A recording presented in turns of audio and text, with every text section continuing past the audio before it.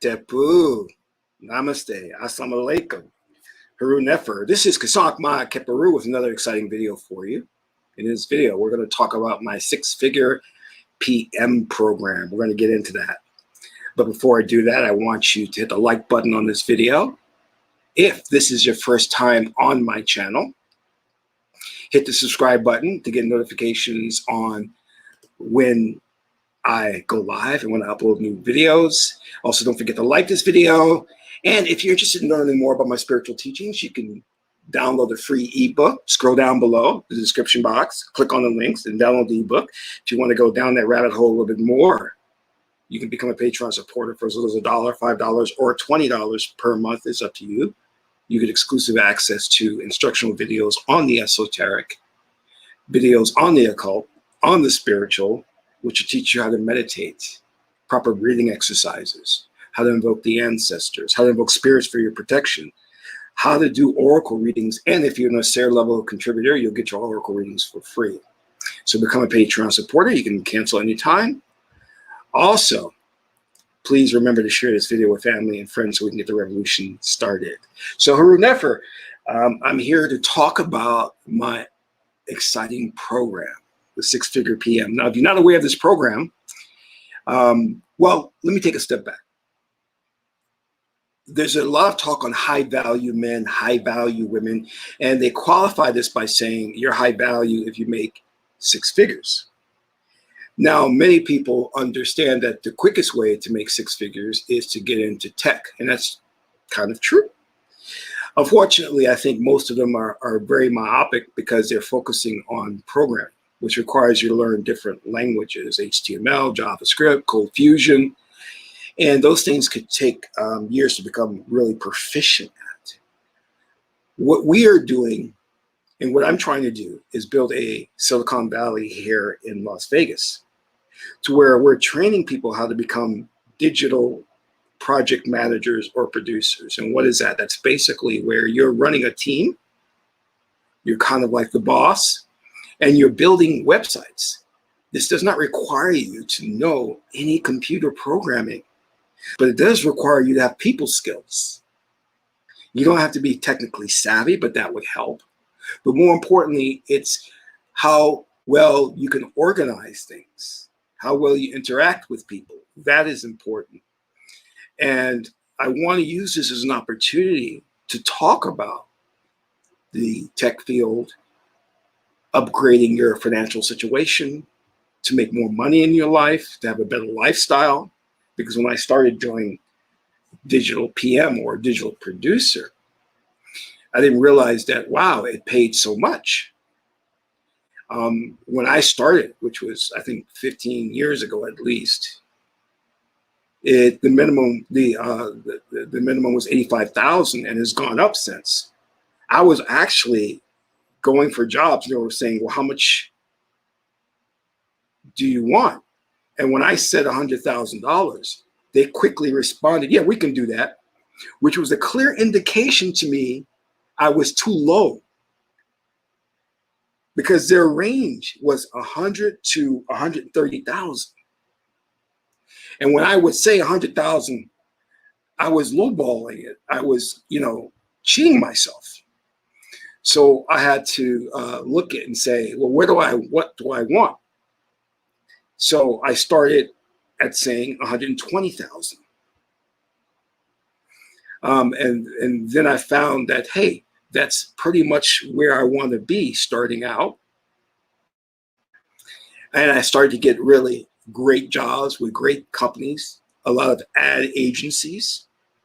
And these ad agencies had these really cool environments where, you could bring in your skateboard, you can skateboard all over the place. You can bring your dog, your cat, your hamster, your goldfish.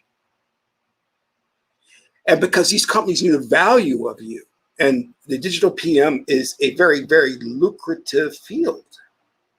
So what does that mean? It means that there's not a lot of training programs set up for it, and not many people are aware of it. You see, everybody's now fighting to get into programming, but they're not aware of the fact that you can learn JavaScript. You know, you can learn these programs, but you're competing against other people who spent years programming, and they're very fast, very efficient. Their code is clean, and you're a novice. So you have a long way to go. So who are they going to pick? They're going to pick the one with the 5-year experience, not the guy who's just fresh out of a coding class, if that makes sense. You understand what I'm saying? But as a project manager, once you have those skills, which is all internalized, good organization, good people skills, knowing how to plan a task or plan a project, that's what they're concerned about. Sometimes we call those soft skills. And those are not something that are easily learned, because a lot of people, either you're an organized person or you're not an organized person. I mean, you can learn to be organized, but it comes innately within you. So it's a very lucrative field where they're looking for people to jump in. They need people. There's such a high demand right now because, you know, we just come out of lockdown, and that has increased the demand online because people are at home, they're buying more online, and companies need websites built. And they need, so in order to get these websites built, they need digital project managers. So I'm putting together this type of training out here in Las Vegas, Silicon Valley, so that people have an opportunity to get into this program and better their lives. Instead of spending all this money to go to school to learn coding, to come out and only get beat out by other people who have more experience in that field. So I want to kind of bring on some of my students who are doing exceptionally well in the program, and just to get some feedback from them, because in the next iteration of the program, I want it to be better, and getting their feedback is going to present me with an opportunity to improve on the program. And this is a program that is available for those who can afford it, and for those who make less than $20,000 a year. If you qualify, you get your tuition in the program free. So it's not something to where, oh, it's just like, oh, I'm putting this out there to make money, but it's also to train people who can't normally afford a university or a training program to come in and get this. And I would really like for them to teach others as well. So let me bring in some of the students here.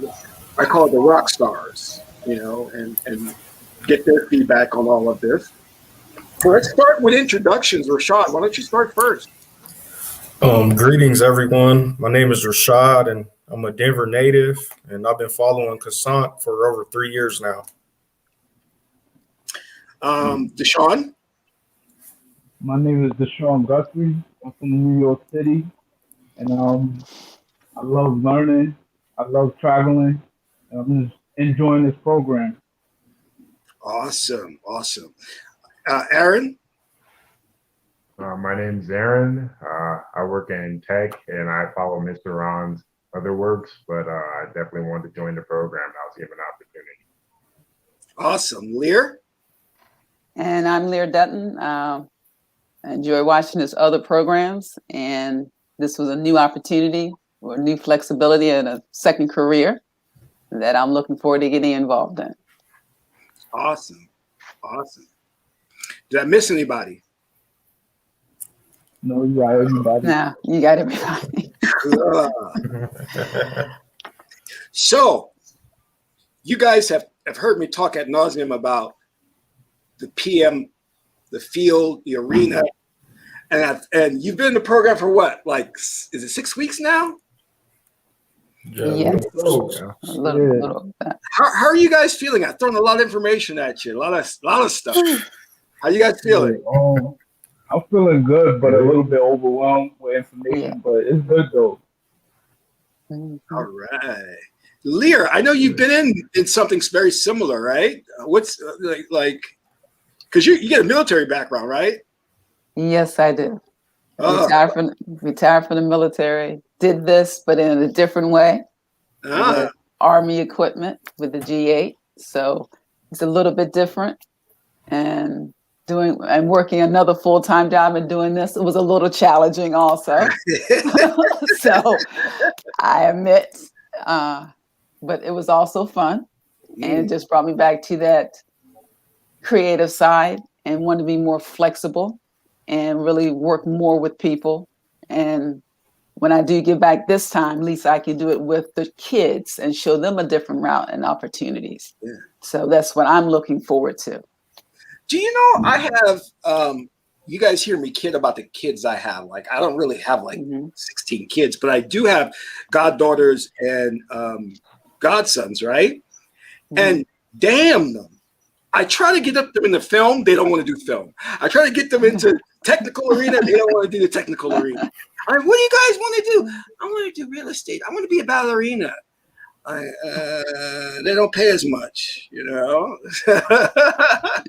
But you mentioned that is good because this is a perfect opportunity for those younger to get into, and because there's so much opportunities. You know, if you love social media, this is right for you because as a PM, you'll be working with Facebook, Instagram, and all of those things.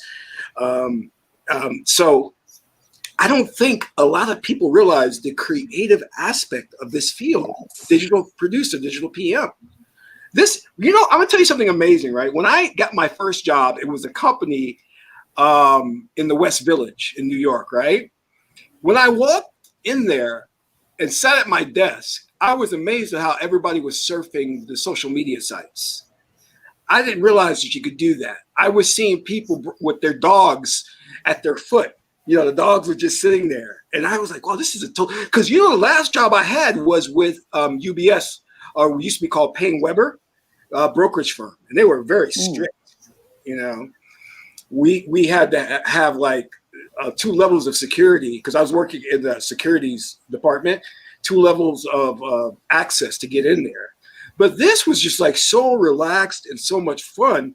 And I was like, wow, this is so different. You know what I mean?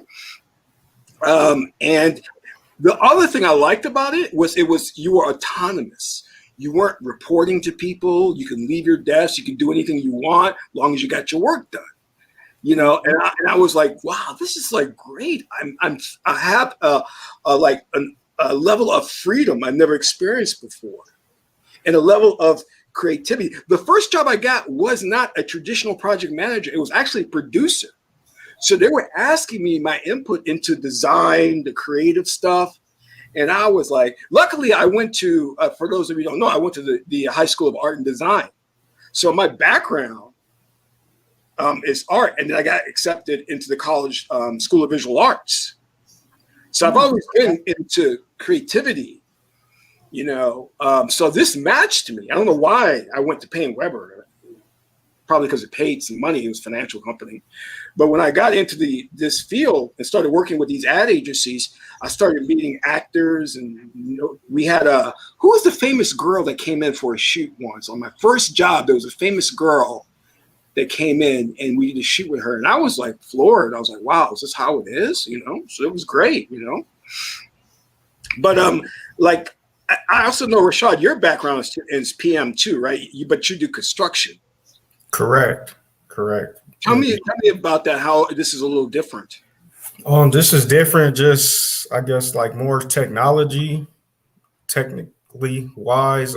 Construction is kind of like a lot of tough guys in there, and it can get challenging at times. So I've been in construction for about 10 years, and I'm kind of a laid back, easy going kind of guy. And even I just want to get into technology, but you even told me like I should be fiery as well, but I don't have to necessarily be aggressive or do be in a position where it's tense or whatever. I could still be a leader in this kind of role. So that's what attracted me to this role, because I like mentoring people, and I always wanted to like kind of be my own boss. You know what I mean? So when I got into this role, I was like, oh, I got a team, and I supervised, and I had a hard time with that because when I got my first job, I was very passive. I was very timid, and your team will run over, they'll walk all over you. You know what I mean? If you're not aggressive, you know what I mean?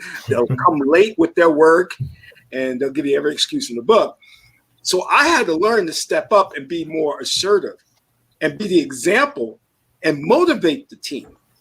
And part of that was literally on my first job, I would walk into the bathroom sweating and nervous and splash water on my face because I was so like just nervous that a website was going to launch late.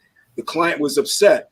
But through all of that, I knew one thing: never let my team see me sweat. Never let them see me nervous.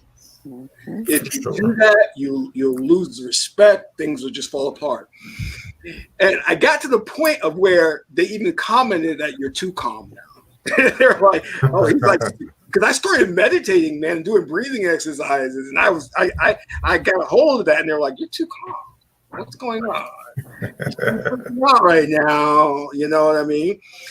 But the one thing I wanted to talk about was, how do you guys like the work we're building? I know, like, Rashad and Aaron, talk about the project you're working on, because now, because what I talked about in the thing about this six-figure PM program is to prepare you that when you jump out the program to get a job getting six figures. Now, in the program itself, you're working on a program with a company, and the company is NFA. So, you know, I don't know how many people are familiar with NFA. It used to be ADOS, America's Descendants of Slaves. This is the National Freedmen Association, which is a civil rights group. And you're working on their website. You're actually dealing with the organization to build their website. So how's that going? Yeah, I'll start off. It's actually going great. It is something good to put on my resume. And so when I do look for a job, recruiters can be like, they have something to reference off of. But it's great working with NFA. I mean, great group of people. I'm seeing all their photos and what they represent, and it's something good for people of color. And so it's wonderful working on that site, and it's pretty cool. Me and Aaron are actually working on the site together, co-project managers. So yeah, it's wonderful opportunity. How about you, Aaron? I was really just I was overwhelmed at first, but I'm just overjoyed now because it's a great opportunity to be able to help other people that look like us, and being the first opportunity that we get directly out of the class, or I guess really in the class and going out of the class, it really goes full circle. It just proves that what we're doing is really directly helping. And I feel like after this, it's not only going to be good to use on the resume, but it's going to be a good experience to tell other people about. And I've gotten positive feedback from them. Let me ask you, because they're the client, or you could say kind of like your boss, has anyone yelled at you? Has anyone like said, oh, you know, we're unhappy, or has anyone had bad attitudes? How is it going? Absolutely not. No one's yelled at us, pointed the finger, looked down at us. It's real professional. It's laid back, good conversation. Like you become friends with the people you work with, and you rely on each other. So it's definitely a great experience. Yeah, and that's what I like, because when I was working at the financial company, it was egos. People were talking down to you, you know. And when I started working in this field, I was respected for my knowledge, and it was about getting the work done and in a creative way. You know, they were Right. like, hey, tell us, you know, like tell us your, it really took me a time to get into that mode, because they would always say, well, what do you recommend? Because I was so used to being told what to do in a traditional Mhm. job. It was very different for me to like talk about best practices and what they should do. And clients in this field will say, should we have a search bar? Should we have a banner on our website? What should we put below the fold? What should we put on the footer? They're asking you these questions because they trust and value you, because that's who you are as a consultant, you know? And that's really one of the reasons why I like this field. You're not a grunt, you know what I mean? You're respected and you're paid well, 6 figures for it, you know? And you guys heard me say this when I would always complain to my friend. He goes like, well, that's why you get paid the big bucks. Don't complain. For sure. You know For what I sure. mean? And it's just a really good feeling to be able to mentor your team, be there for them, give them work, you know. So it's a life thing, a life lesson, because you carry that with you. You know how to like raise your kids now because you've learned to mentor people and work with people and make that cohesion, make things harmonious. Because you guys, you're starting out. Where do you start dealing with a large team? You know, where you're going to be like, the largest team I had was probably around 25 people. And that was also vendors. So, oh my God, it's just a lot of organization. You know, imagine, because I was working at the company at 42nd Street and 3rd Avenue. And I was sitting at a table with all 25 people, right? And this is with Pfizer. Imagine everyone there looking to you for answers. Do you know the pressure you get under? I would go into the meeting so nervous. This is what I would have. I would have like all my books and my papers like this and go into the meeting and sit there. And then we would do the status updates. I would read my status sheet or my hot sheet, and then they would start asking questions, and I had to know the answers. But you know what? It was cool about it, though. I knew where to sit. I knew how to sit at the head of the table, and I knew who was in charge. So that was kind of cool. You know what I mean? So, talk a little bit about your experience, Aaron, in terms of like, this is building a website. Has this been something you've done before, or is this totally different than your past experience? Yep, I have no programming experience or anything like that. Like I work in like the basic side of tech, like service desk kind of stuff. Didn't have any experience, but it's been something that it's been interesting to learn how it's built from the ground up and how it goes back and forth in the process of, you know, revisioning and all of that. Just in-depth analysis, but it's once you learn how to do it, it's worth it. Now, let me ask you a question. Everything you're learning, is it hard? No, that's what I was kind of surprised about. But it's useful, but it's not hard. It's kind of like a loophole or a trick. I don't know. It's not a trick, but it's certainly useful. It's not hard. Good. Because I tell people like, it's not hard to learn this. I study coding. Coding is hard. Okay. I don't want to do coding. It's like anymore. I was bored. I felt alone because you're just sitting there by yourself coding. You know, this is kind of boring, you know. And I'm a social person. I'm a people person, right? That's why all the ladies love me. But anyway, I digress. But so, you know, this field was good because I got to interact with people. Now, Aaron and Rashad, you don't have to go to the company, right? You work online, right, from your home. Just strictly remote. Yeah, and that's cool, right? It's like, yay. Yeah. For sure. And you got all your tools, right? You got your Basecamp, you got your Excel sheets, your Google Docs. So you don't have to go into an office, you know? I always said, if you wanted to do this from Hawaii, could you do this from Hawaii? Yeah. Absolutely. Exactly. You just got to remember the time difference, you know? For sure. I'm working on a company from New York, and even though I don't have to be up early, I get up at 5:30 every morning just to make sure that the team is covered and they got everything they need, right? And then I go back to watching cartoons. No, I'm just kidding. But so what you're going to experience as you move along is the joy, and I call it the joy of working with a large team who are experts at what they do. I learn from everybody. I learn from my UX person. I learn from my designer. I learn a lot from my developer. And let me tell you something. When you go to these companies, right, you're not expected to know everything. Like, for example, one of the jobs I got here, they were like, well, we see on your resume, you know, Basecamp and MS Project. Do you know Asana? I'm like, no, I never know Asana. They go, oh, that's no problem. We're going to teach you. They know you can't know all of the programs out there, so they'll bring you in. They'll say, oh, well, do you know such and such routing program? I said, no, I don't know the routing program. Oh, don't worry, we'll teach you. They understand, because you know why? They understand that the soft skills, the core skills are more important than those platforms.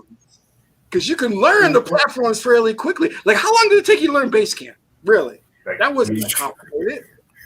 Like 2 weeks. Couple days. Yeah, Lear started sending me love messages like the next day. She was like, you're quick on that one, you know? It was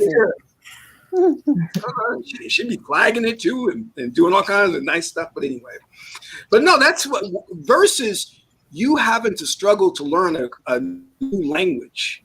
When I was supervising developers at a company in New York, I had 2 developers I was mentoring, right?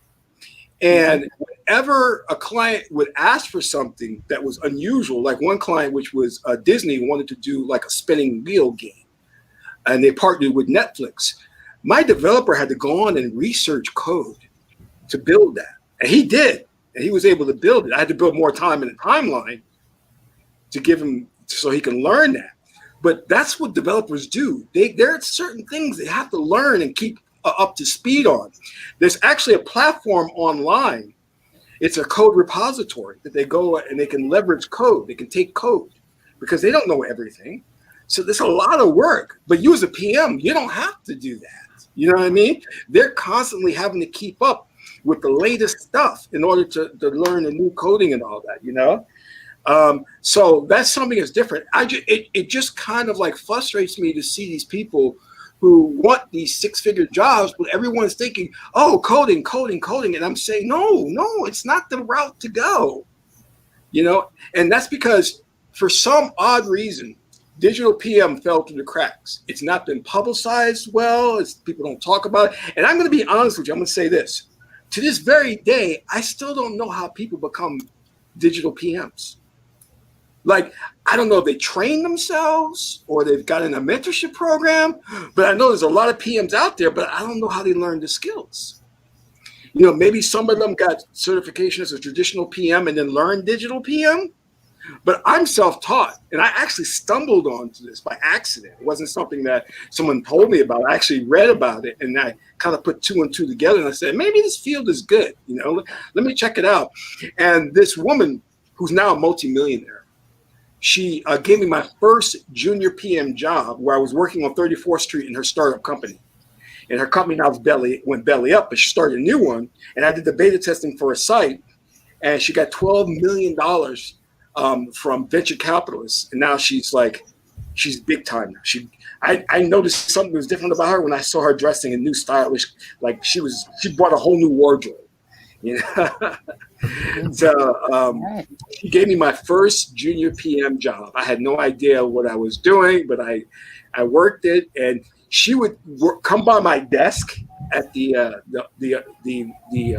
office, and she would give me these books to read, like from good to great. That was one of the first books she gave me to read, because she really and I asked her, I said, what do you love to do? She said, I love building things. And she built an online platform called realact.com. I think it's defunct now, where actors can go online and record video and send that video to producers. Now, this is years ago, before there was bandwidth for this. There wasn't a lot of bandwidth. So her and her team had figured out a way to do this with very little bandwidth. You know what I mean? But they didn't have good funding. So it was very difficult for them to expand and really make it happen. But she went off and she started another company, and that company is very, very very successful right now. She was like the lead. She was not only CEO, but she was PMing everything. You know what I mean? And it was a fantastic idea, fantastic company. You know, so you get to work with people like that. And I guys told you the story about here I am, just a PM, and now I'm doing projects for billionaires, and I'm talking with them. You know what I mean? And I'm like, wow, this could never happen in a traditional 9-to-5 job where you're rubbing noses with very, very important people. You know what I mean? They were asking me on one project, they were saying, well, I've worked on Stranger Things. I've worked on Disney's Cars. Was it Cars 2, Cars 1 and 2, and then Finding Nemo. I've worked on things like that. So there's a lot of opportunity. Now, of course, I work with Netflix. And then what's that one show? It's a reality show. It's another reality show I worked with. I forgot the name of it. But you get creative projects like that. Those are common, you know, to really just, and then and I work with producing spots for Juicy Juice, the little kids. We would shoot commercials for them, the little brats. But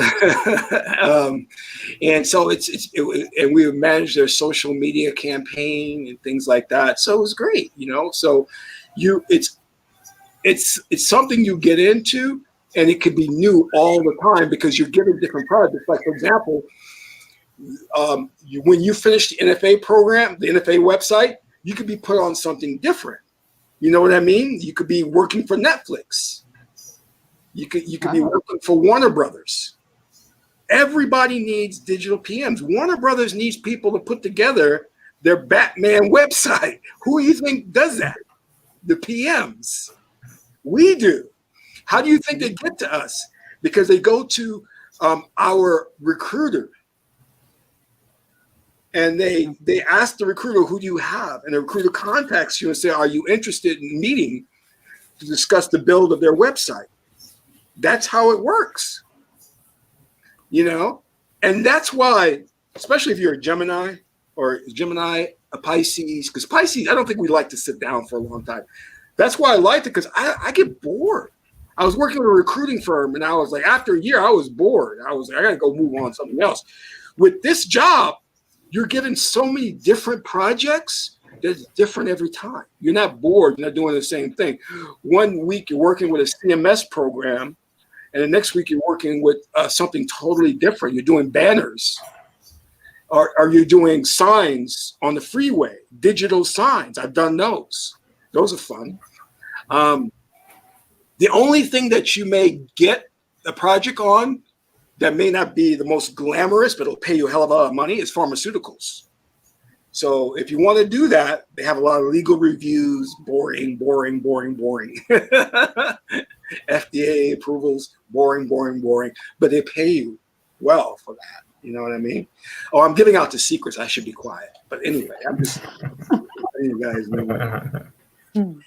And here's a trick too. With every job you do, you have an opportunity to boost your salary. So if you start at 100,000, if I, for example, let's say I started out as a PM, right? And I lucked into getting a more of a technical position. Well, now I can be considered a technical PM, which gets paid more. Like starting is $70 an hour. So I can now say to my recruiter, I qualify for technical PM positions, start sending me those opportunities. Or there was one company, this one's on 42nd Street Times Square, that wanted me to do the UX for their site.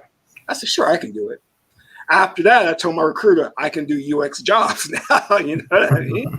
So UX job comes along, I want it, you know? So you get an opportunity to learn and grow, you know? So it's not hard. Like UX, you may look at the schematics and think it's difficult. Absolutely not. The program does everything. It's just about how you arrange things and how well you know how sites work on the front end, not the back end.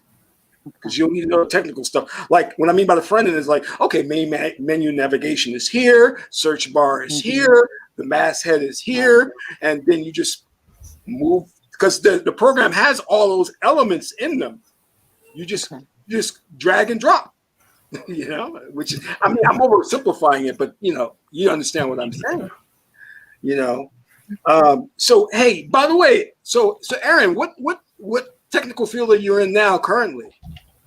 Database management. Oh yeah, they tried to get me to get a couple of jobs like that. I know nothing about that.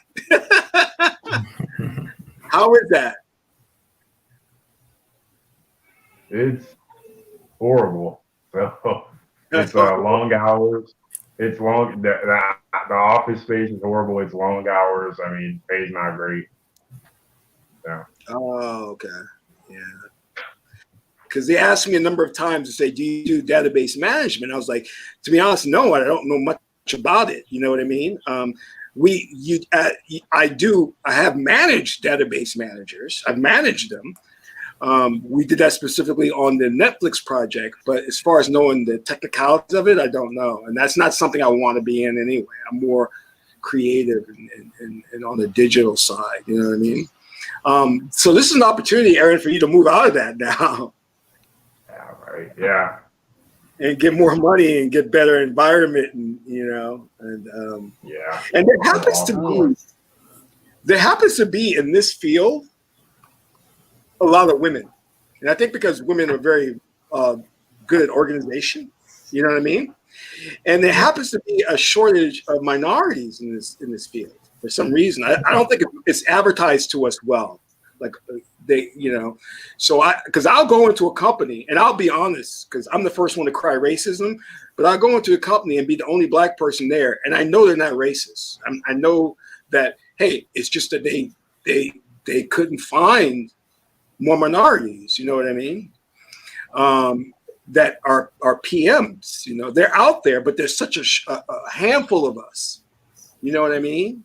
So whenever I go into an environment and I see another PM who's either African American or Latino, I'm like, hey.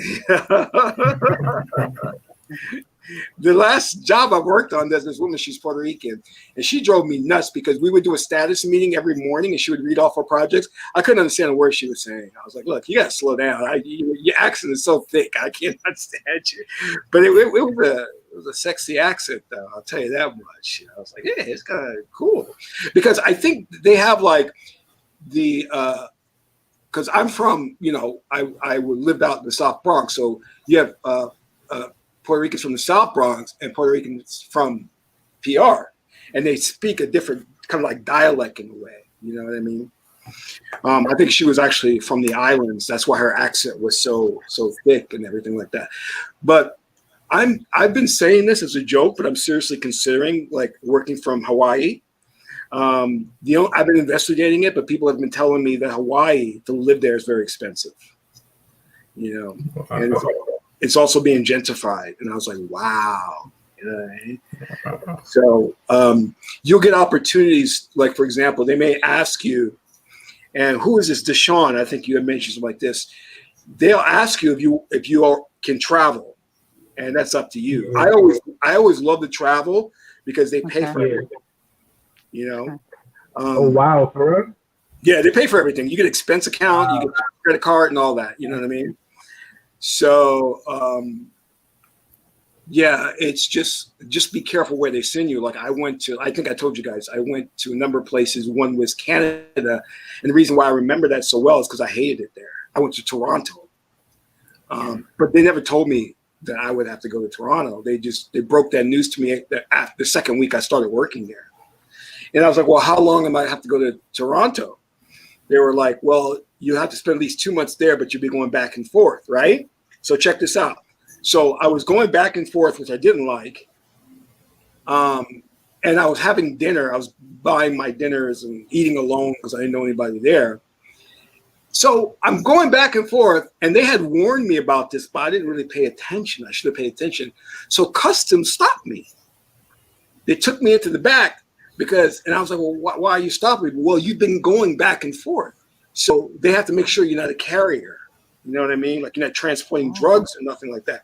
Because they saw my passport, I was going back and forth a lot. You know, so, you know, that was one of the interesting interesting things there. I was like, oh, okay, that wasn't fun, but it was. The job would have been great if the team was great. The team wasn't great. Everyone there hated their jobs in Canada. The office was small. No one liked each other. So it was like,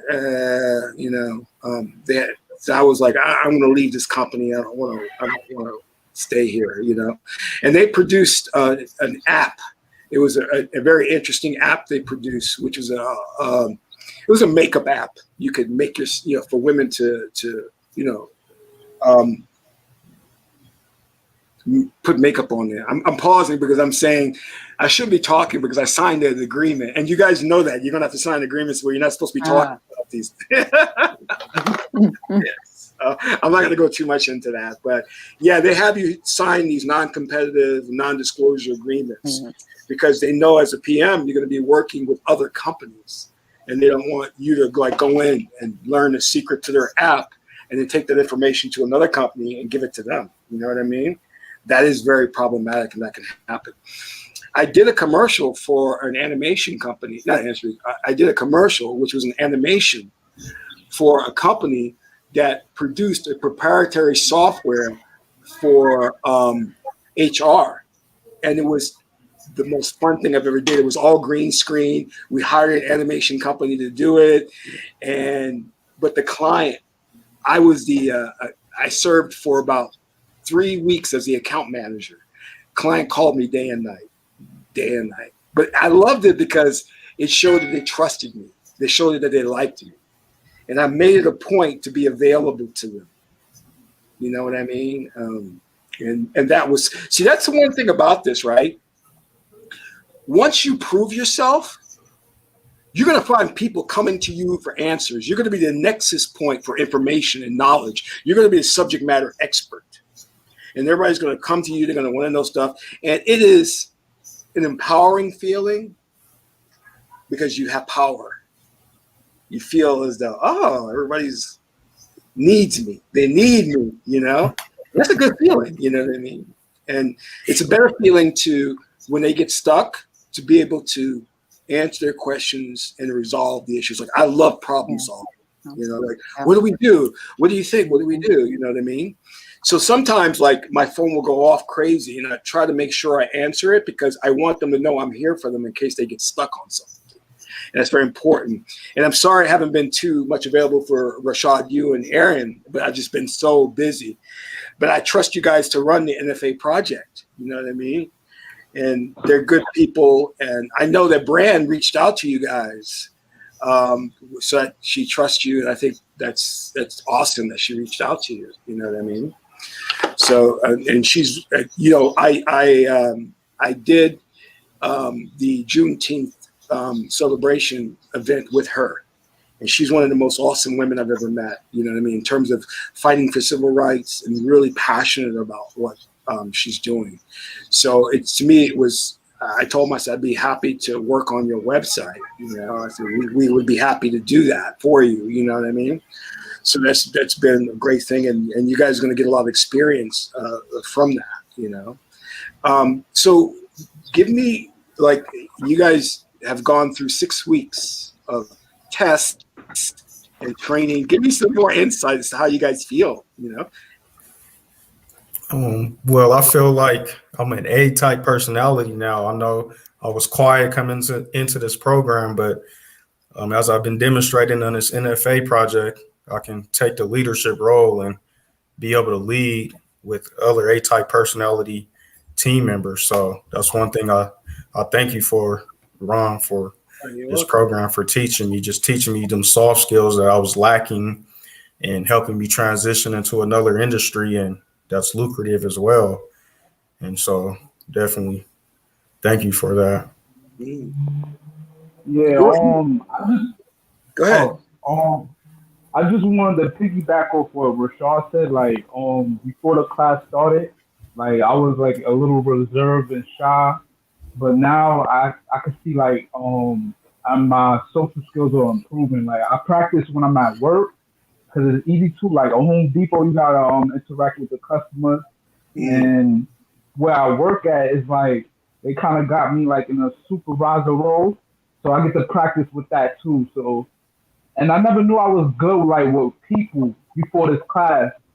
Like that helped me. Like you really helped me with that. I didn't know I was that good with it until this class, and I started practicing it.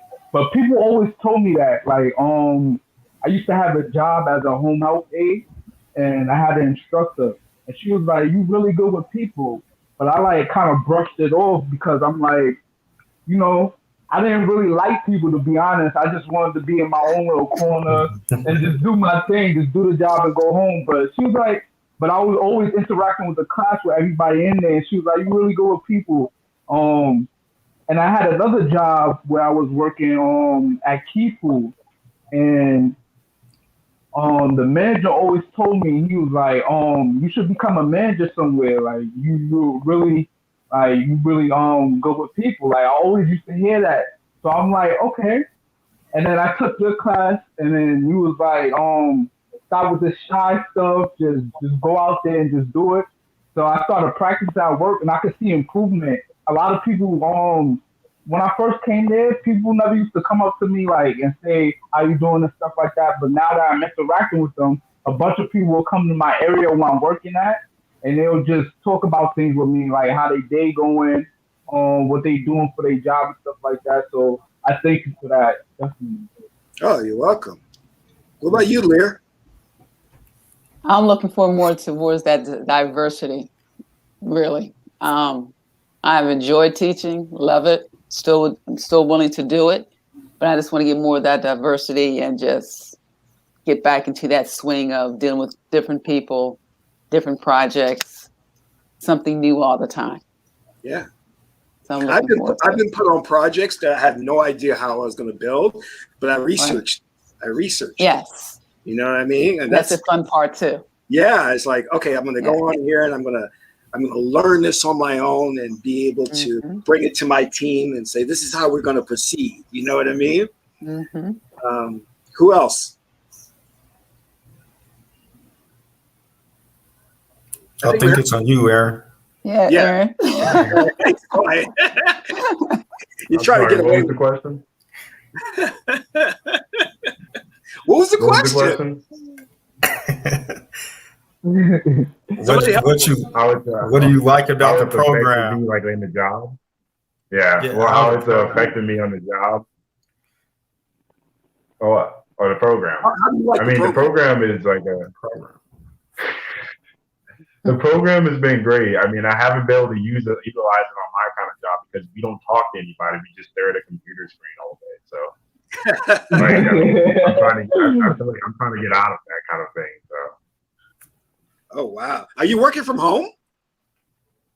Not currently. This job is, but not currently. No, I have to go into an office setting and so. Oh wow! Yeah, it's weird now because. You were expected to go into the office in the beginning, but now they're letting things have changed now, so PMs can work from home. Well, PMs have always had the opportunity to work from home because even when I was in the office, they would allow you to work from home for a certain amount of days, but you had to come into the office at least like maybe twice a week or something like that. So it was kind of flexible in a way. But now they're letting you just work remotely, for an indefinite period right now. That may change probably come September. You know what I mean? So we don't know like how right now the industry is doing well. The market's, recovering. So hopefully it'll keep going in that direction. But things could change, I think a lot of people now who are working from home, not just PMs, want to stay that way. They like the comfort of working from home and they don't want to go back to having to go to the office. You know what I mean? So people are being spoiled in that way. You know what I mean? But that's one thing that's really good about this field is that there are opportunities to create your schedule. There are contracts that are only for 30 days. There are contracts for 6 months. There are contracts for a year.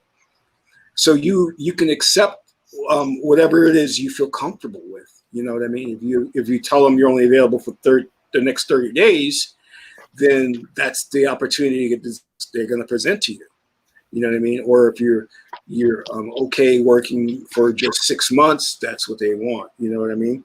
A lot of times, and this is not uncommon, I've started a job that was only for 30 days, and they ended up hiring me permanently, and I got benefits and everything. You know, so at that point, what happens is you have to negotiate your salary.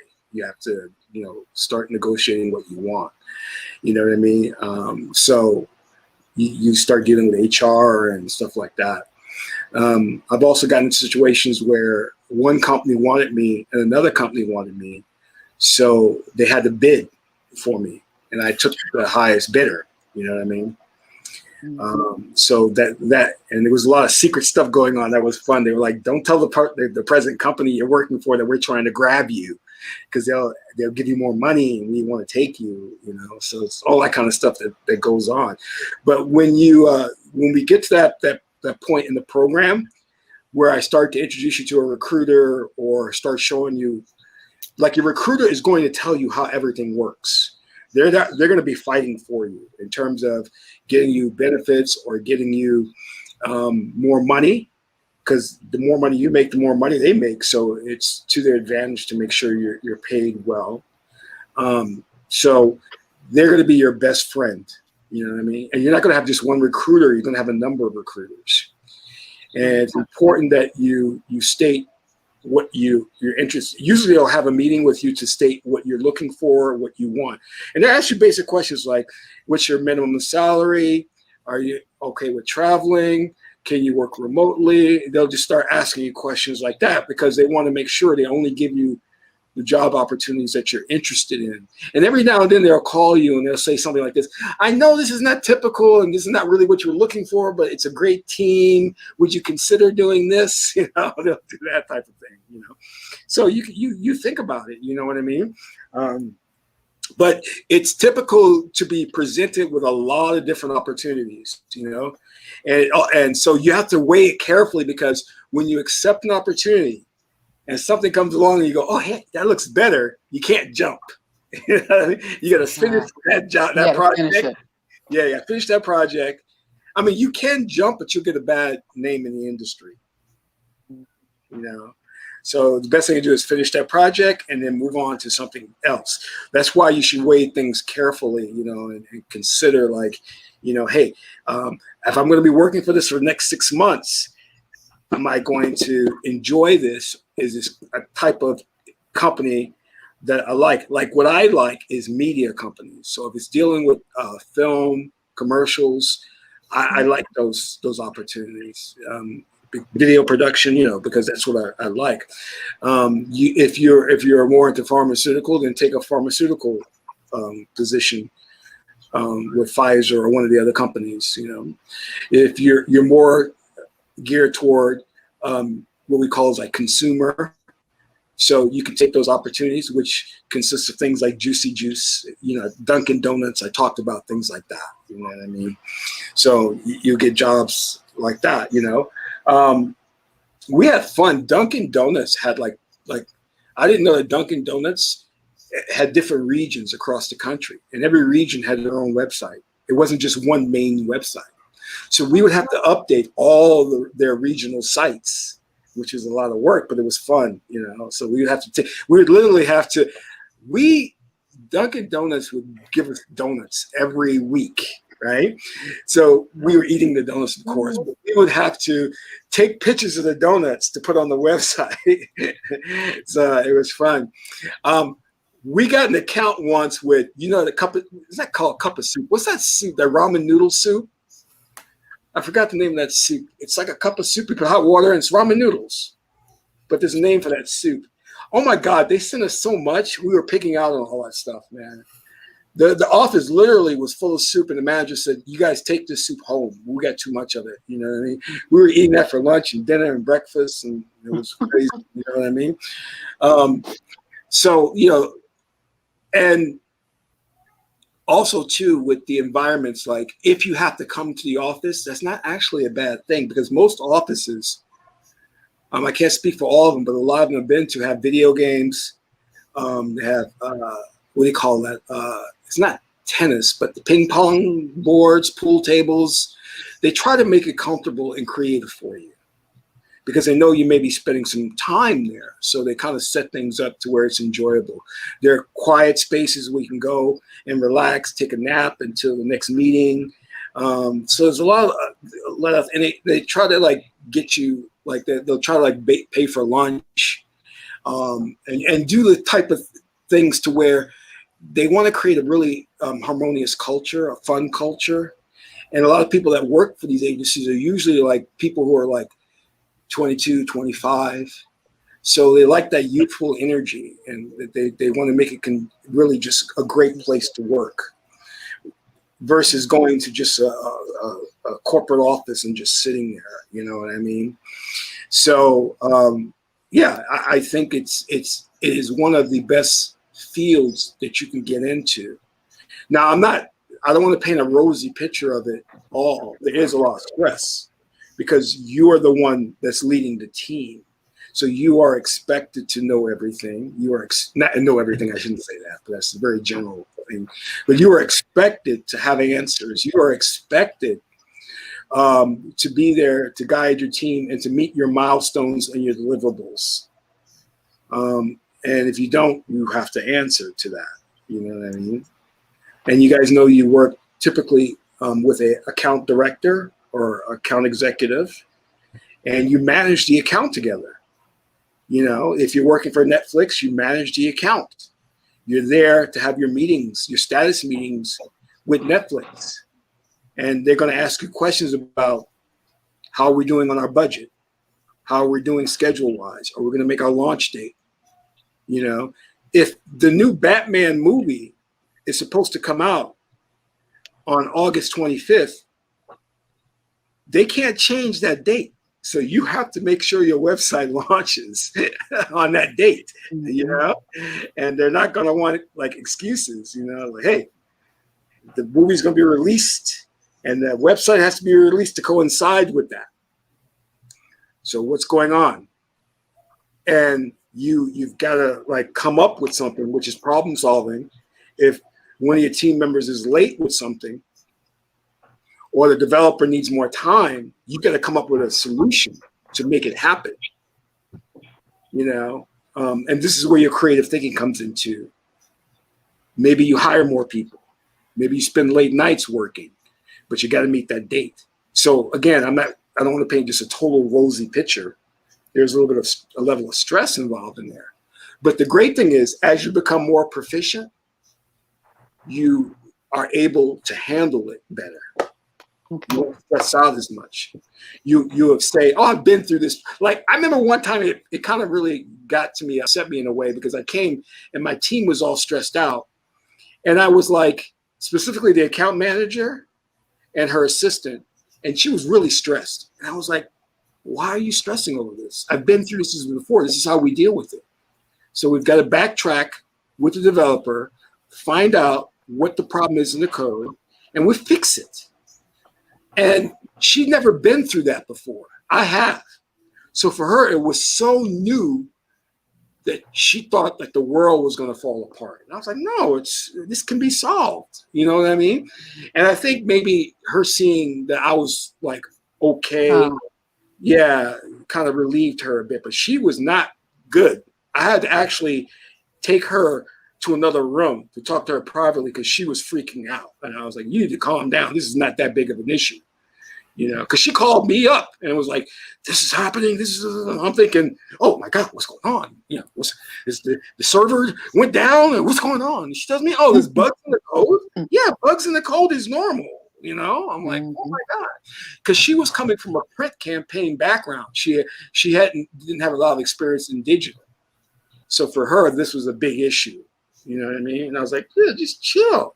She ended up being one of my favorite people too. Her and I became really good friends, you know.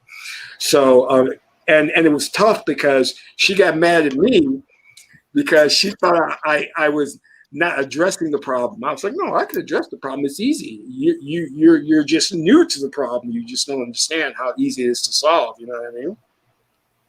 So you encounter things like that.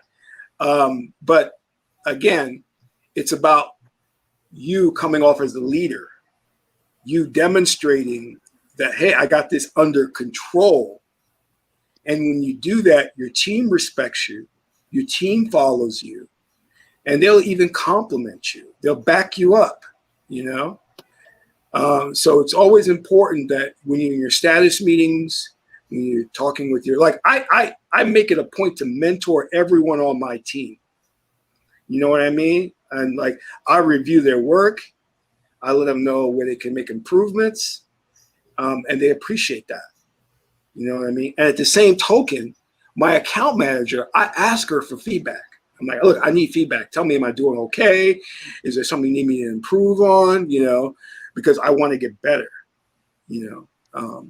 And I really want to be there for her as well. I want to relieve the stress on her because she has a lot on her plate too. And if I can do that, shows she trusts me. I told you that the account manager had a baby and she was going to be out for 3 weeks or something like that.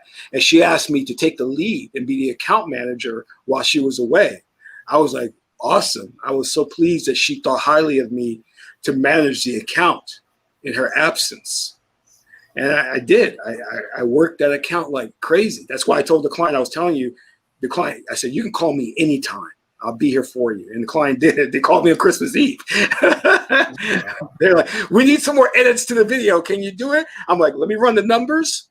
Let me look at the schedule and I'll call you right back. And I called up the CFO. He says, yeah, tell her we can do it, but we're going to add 25% on that because it's Christmas Eve. So we did. You know, but we got the project done and she was happy. Well, she got upset because she didn't like the 25%. And I said, well, I cleared that with my CFO and we got to charge you that because it's Christmas Eve. I have to call the team. The team has to get paid overtime for this. You know what I mean? She thought we were going to do that and not charge her for the Christmas Eve work. I'm like, are you nuts? Mm-hmm. And if we had did that 25%, if we had gave it to her without that 25%, come New Year's Eve, she would be expecting us to work and not charge any more money. You know? So we had to demonstrate to her, listen, we'll do the work, but you're going to be charged for this. You know what I mean? And and what that does is it dissuades her from trying it again. You know what I mean? So she'll know like, oh, should we call Ron? But he's going to charge us 25%. Maybe we can wait. You know? Sure. So you get into those type of situations. But my account manager, she was very happy when she came back. Because I gave her all my notes. I told her what we charged the client and nothing. And actually the CFO gave me a glowing letter of recommendation. He loved how I handled it. He said, usually she's calling up complaining about people, but she didn't complain about you. I'm like, great. I did awesome. And I was like, woo.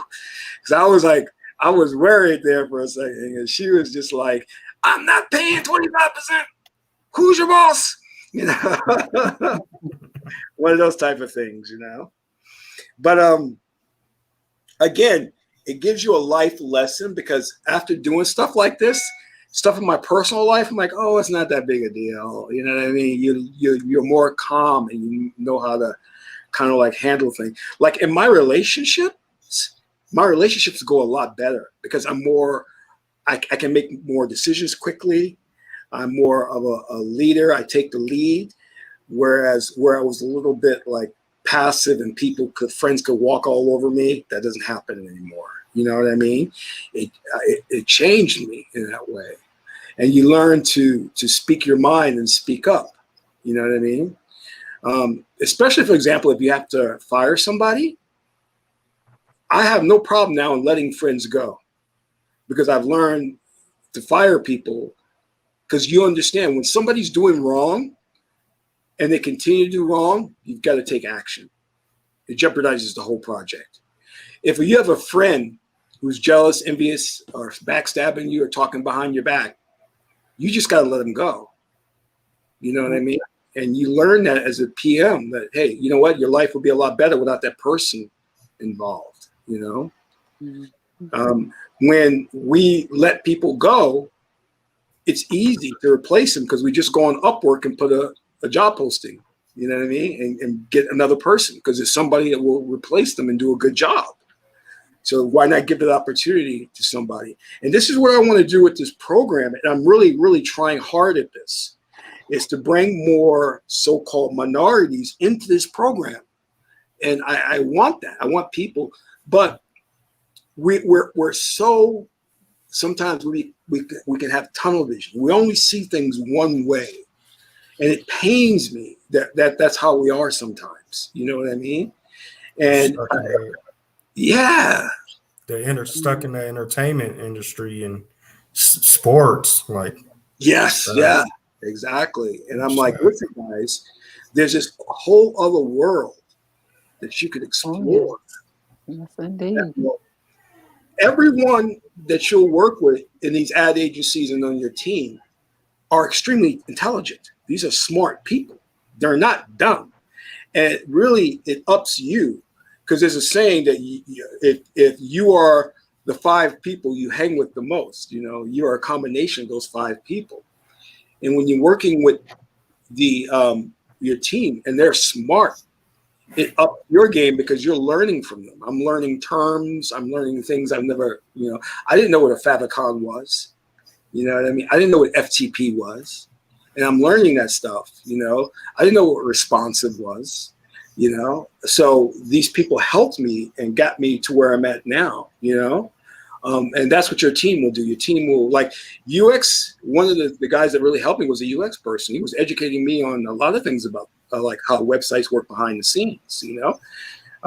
And, you know, so you'll get your team members who will, you know, walk you through the process. You guys are getting more knowledge than most PMs starting out. And you're going to get a lot more when you start working with your team, because unlike other industries, your team is going to help you. They're not there to stop you or prevent, because they all want, it's all creative and they all want the project to succeed. So they'll, if necessary, hold you or walk you through things. If you don't understand, you just simply ask them, you know, like, what does that mean? What are you doing there? They'll explain it to you, and then you learn. And then of course, there's the after work functions you go to with them, and you all build friendships and you learn, you know, and stuff like that. So it's a plus. It's just a plus to be around really just smart people who are creative and who all want to work to make the project successful. You ever been in an environment like that where you all have a goal and you're all working toward that goal? Usually in life, you have somebody who's the Benedict Arnold, or what do you want to call him? Somebody, what we call is the hater, you know, trying to mess your life up. Yeah, these people are real. These people are real. Yes. That yes, one guy are. or person, that one. Yes. That's definitely true. Yeah. Oh yeah. Every Male job and you go to, female. there's always a person like that. Yes. Yep. Mm-hmm. It could be a family member. It could be a friend, Yes. you know? Yeah. Yep. Old people that you haven't seen in years. Yep. So, but in this industry, everybody's been vetted and everybody knows the goal, and we're working together to make it happen. Right. You know? For sure. So Which is if you're very behind, good. if you're behind in the schedule, everybody works late. They say, okay, we got to work late to make that launch date for Warner Brothers. That Batman movie got to come out, so the website got to come out. You know, so you all work together as a team. And then when you're done, it's a feeling of accomplishment. We did it. Yeah. You know what I mean? For And sure. you all feel good. You know what I mean? For sure. There are some days that I'll work and not do a lot of work. I don't feel good. I'm like, man, I wasn't productive today. And there's another day that's busy and I got a lot done. I said, it was a good day. I was productive, because you feel you've accomplished something and it feels great. And the thing is, it's your project. You're leading it and you feel good to have made it happen. And you can say, like I was pointing out to Bran, right? Because Bran had the Juneteenth function for NFA, and she was giving away free Juicy Juice drinks. And I pointed to that, I said, did you know I built Juicy Juice's website? And she was like, no way. I go, yeah, it was me. That's go there now. synchronicity. Yeah, so I Sync- built my yeah. website. You know, it's still up today. Juicy Juice, go there right now. You know, so you get that feeling of accomplishment, and so and that's one thing I like about your program, Ron, is because I'm actually a certified project manager, but they gave me the credentials. With your program, you're giving us credentials, and you're like, go, here's multiple doors that's open for you. I'm gonna open those doors you could walk through. So that's one thing I appreciate. Exactly. It's like, I've been through a lot, made a ton of mistakes, and I'm going to show you guys how not to make those mistakes. Sure. And giving us insider tips too. Like a lot of people don't do that. Great guidance. For sure. Yeah. Exactly. Appreciate the guidance. No problem. Yeah. So, any guys, give me any closing remarks, ask questions. Ask plenty of questions. Speak up.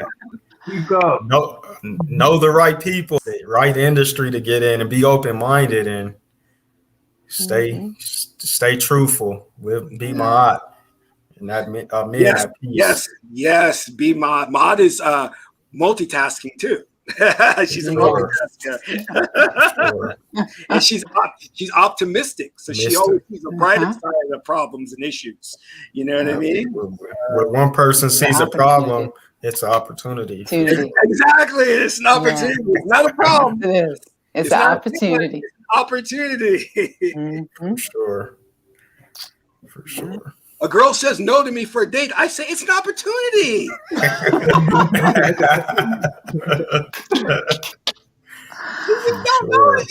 You know what I mean? But how do you guys feel about going off and possibly, I'm making no guarantees, making six figures? How do you guys feel about that? Going off and it's an amazing feeling. Amazing feeling. I never made even close to that ever in my life, so it's an amazing feeling. I still don't feel real when you tell us how we negotiate how much we gonna make. It still don't feel real. It's like what? And do you know? I didn't know this, by the way, that people, especially Black men and women, very few in this country make $100,000. Very few. It's like I forgot what the statistic was. You be in the top 20% or 15%.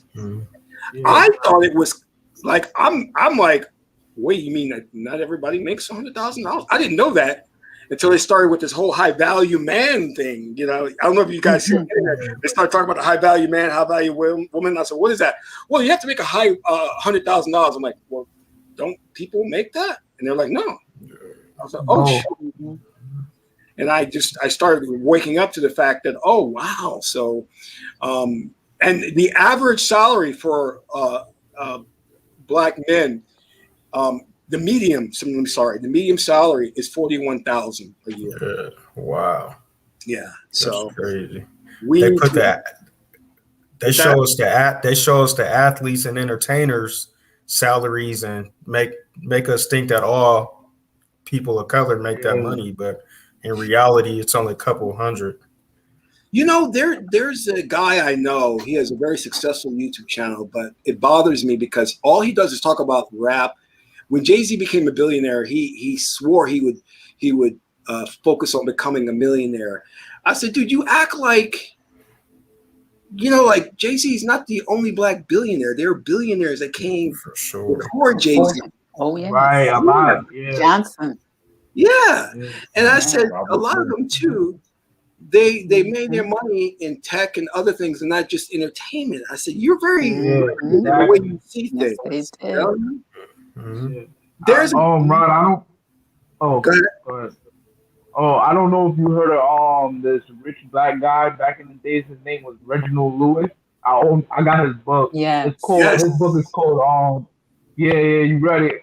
Did you read the book? Why? Yeah, I read the book. I love the book. Why do white guys have all the fun? Yeah, I didn't finish it yet. I'm reading it. It's a good book. Talk about guys like that. You know what I'm saying? Yeah, that would be better than talking about Jay-Z. That's exactly. I'm like, dude, do you know? Jay-Z is not the first Black billionaire. I mean, what's wrong with you? You know what I mean? Because in terms of sports and entertainment. Because You know, it's how it's advertised. yeah. Yeah. That's the biggest thing. Do you know how many? Seriously, do you know how many? I hate to say it, I don't, because I hate using racial terms. White boys have made lots of money starting startup companies. Have built websites and made lots of money. Like research the guys who started Minds.com. They just got, I forgot how much money, 15 million now or something that's been invested into them. You know, there are a lot of people who have made a lot of money in tech and the startup. Right. You know, and we're not even there. There's a group of black men who started a barbershop app who have now been given, I forgot how much money they've been given, millions of dollars, millions, just from a barbershop app. And you know what the app does? It allows you to schedule your haircut. Wow, I know that. Wow. Yeah. Okay. But people act like these. And they did a study. Your chances are far better becoming a brain surgeon than a professional athlete, a top professional athlete. Right. For sure. Look at that. You know what I mean? So and this is part of the mainstream media because they're feeding us this nonsense like BET and all that. Yeah. Oh, to make money, be a rap star, be a sports figure, be in entertainment. That is such a minute, small group. Right. And propaganda. Yeah, and your chances of making millions in tech or a startup are far greater than becoming a rap star. For sure. You have 50-year-old guys thinking they can be rappers. I'm like, dude, it's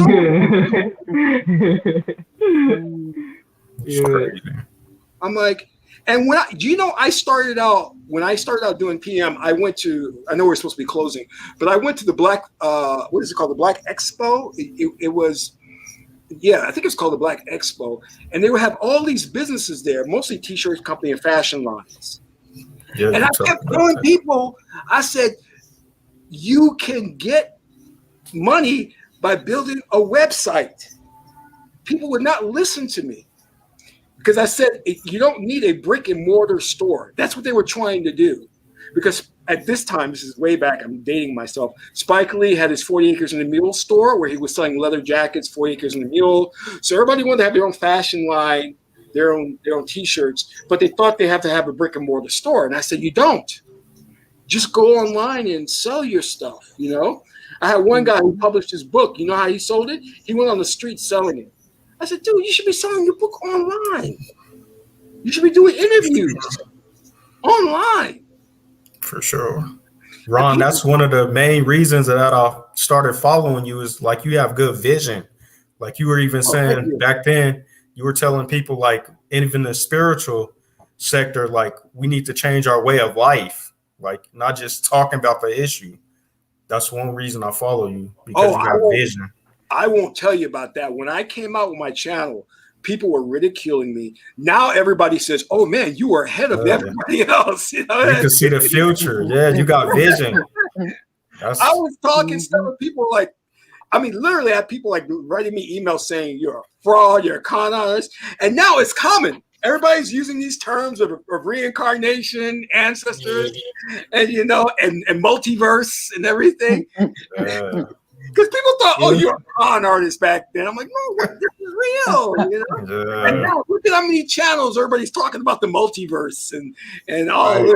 You know, I'm like, go back to my channel and you'll see me in my one bed apartment, my small apartment, talking about multiverse and parallel universes and manipulating reality.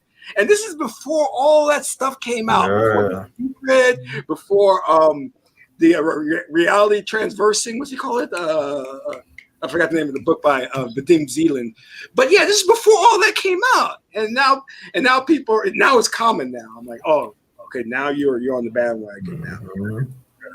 It's like Ron, your reading of me was pretty accurate. I'm like, what? Like when you was reading me, you were saying your readings about me. I'm like, that is so accurate. Like I get stressed out easily, emotional, and I need to relax. Like it was so accurate. I'm like, wow. And what did I say, Deshaun? I said you're going to have things happen, mistakes happen, and what happened? What happened with the exactly with the test? I'm like, I started shaking my head when I see the email. I'm like, oh wow, it's so accurate. It's so true because sometimes I do get confused. Like if there's a bunch of information coming at me like in a short amount of time, I get confused a little bit. And it's worse now because I'm working like a full-time job at night. So sometimes when I come home, I'm just so exhausted from the job because it's a lot of work. And so I get even more confused like that. So, but try to get better at it. Here's a difference between what I'm teaching in the Western world. Because when I looked at your test and I saw no answers, what did I say? I said, oh, that's Wajet. That's the Wajet thing. Yeah. I didn't say this guy's an idiot. Oh my God, look what is wrong with this guy. I didn't say that. I knew from the reading, I said, this follows the reading. Wajet. It's just something he's going to have to learn to deal with. See, the Western world wants to personalize things. They want to blame you and make you seem incompetent, especially minority people. Yeah. But we all have our challenges and our destiny. Right. And I knew, I said, oh, he's just got a Wajet thing. He has to work through it, get me the answers and we'll versus just trying to berate you and put you down for no reason. You know what I mean? It's not your fault. Like, like when you told me that, as soon as I seen the email and the way you wrote it, I was like, all right. So I jumped right on top of it. But if you said it in a type of way I didn't like, I would have just left it alone. I would have never did it. I would have just said, forget it. But like you put it in a way where it motivated me that I wanted to do it and get the answers down. So Ron's not opinionated. He goes to the oracles. That's one thing he taught me was go to the oracles. People have opinions, but the oracles, the phone line of God, it'll tell you exactly what's going on. Yeah, because we can't read minds. We don't know the energies governing people. And the oracle will tell you, hey, can't blame this person. It's not this person's fault. You know what I mean? So just chill right now, But see, we're all so emotional, and that's what the society has taught us to be. We're triggered easy. You know what I mean? And we jump to conclusions, and we don't understand where a person comes from, what they've been through. So, and I try not to judge people, and I try to always go to God and say, what's happening here? What should I do? Instead of just jumping and taking action based on my own mind, I ask God, what should I do? You know what I mean? Right. You got that, Lear? I hear it all loud and clear. I'm just kidding. I wasn't saying like that. I was just being funny. I wanted to hear if you were going to say developer. A developer. It's your fault. I want to thank you for doing this live broadcast, and I want to say it's an honor teaching you guys, and it really makes me feel good to know that I'm passing this information on to you, and I can help people because, like I said, I made mistakes, and if I can help you not make those mistakes, get into this industry and rock it, it'll make me feel fulfilled and happy. For sure. Thank you, Ron. And we haven't even got into the nootropics or the super learning. That's but we're gonna go with there. We're gonna go hard on that. That's gonna be great. For sure. So that just so people know out there, this is the super learning part, the accelerated learning, where I'm going to share some really cool, deep stuff. So get ready for that. That's going to be awesome. So thank you all. And also I want to say too, that I'm only the messenger. You need to study on your own and really, push yourselves to get there. You know what I mean? Yeah. Because the way I got there was I stayed up late. I studied. I Googled a lot. I had that thirst. I had that want to learn. Right. Because I wanted to. Number one, it was a very interesting field, and number two, I wanted more money. You know what I mean? Absolutely. My motivation. I said, I'm tired of because I'm gonna tell you something. I'm gonna end with this. I saw very early on, I said, I don't want to be struggling. You know what I mean? I said, I want to be financially comfortable. Right. Mhm. Right. And I looked at all the opportunities and I said, here is where I can see myself enjoying what I'm doing and making good money. You know what I mean? Thank you guys. I appreciate it. Thank you. You. Thank you. So this is Qesankh Ma'akeperu, as you know my clothes by now, son of Ma'at and Tahuti. Until my next video, Amen Ra.